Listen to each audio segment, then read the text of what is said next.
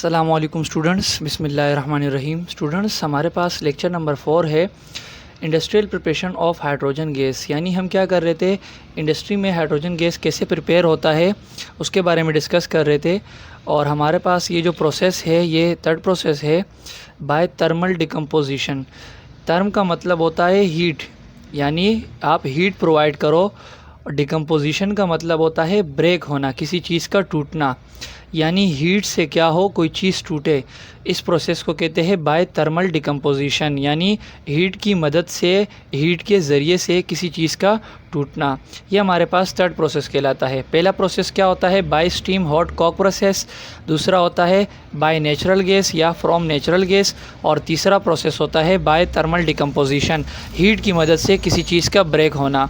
तो सबसे पहले हमने क्या किया, मीथेन गैस CH4, आपको याद हो CH4 मीथेन गैस का फार्मूला होता है, या जिसे नेचुरल गैस भी कहते हैं। आमतौर पर हमारे घरों में आने वाली जो गैस होती है उसे मीथेन गैस कहते हैं। ये CH4 गैस हमने ली और इसको क्या किया, हमने एब्सेंस ऑफ एयर, यानी हवा की गैर मौजूदगी में, एयर की गैर मौजूदगी में हमने क्या किया, 700 सेल्सियस से अबव इसको टेम्परेचर दिया, यानी 700 से ज़्यादा टेम्परेचर दिया। तो ये जो मीथेन गैस थी ये हमारे पास ब्रेक डाउन हुई कार्बन और हाइड्रोजन में। कार्बन सॉलिड फॉर्म में मिला हमें, और हाइड्रोजन एक गैस है तो गैस की हालत में ही हमें मिलेगा। और ये जो हाइड्रोजन गैस है हमें, ये नेचुरल गैस से हमें मिला, तो ये प्योर फॉर्म में हमें मिला। यहाँ पर मैंने लिखा ना प्योर फॉर्म हाइड्रोजन गैस।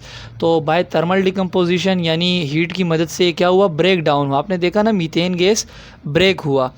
तो हमने देखा कि ये जो मीथेन गैस है, जिसे नेचुरल गैस भी कहते हैं, ये ब्रेक होके क्या बना, कार्बन जो कि एक नॉन मेटल होता है, सॉलिड फॉर्म में मिला हमें, और एक गैस मिली हाइड्रोजन गैस, और जिसको क्या करना था, हमने प्रिपेयर करना था।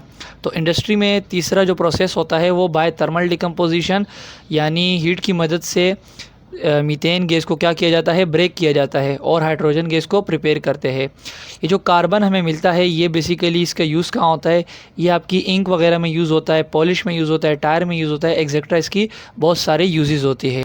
तो आपने देखा कि थर्मल यानी हमने क्या किया, हीट प्रोवाइड की, और हीट की मदद से क्या हुआ, ब्रेक डाउन हुआ। और इसमें एक मेन इंपॉर्टेंट बात यह है कि एब्सेंस ऑफ एयर, यानी हवा की गैर मौजूदगी में, हवा नहीं होनी चाहिए। प्रेजेंस ऑफ एयर मैंने नहीं लिखा, मैंने एब्सेंस ऑफ एयर लिखा, यानी हवा नहीं होनी चाहिए, ऑक्सीजन नहीं होना चाहिए यहाँ पर।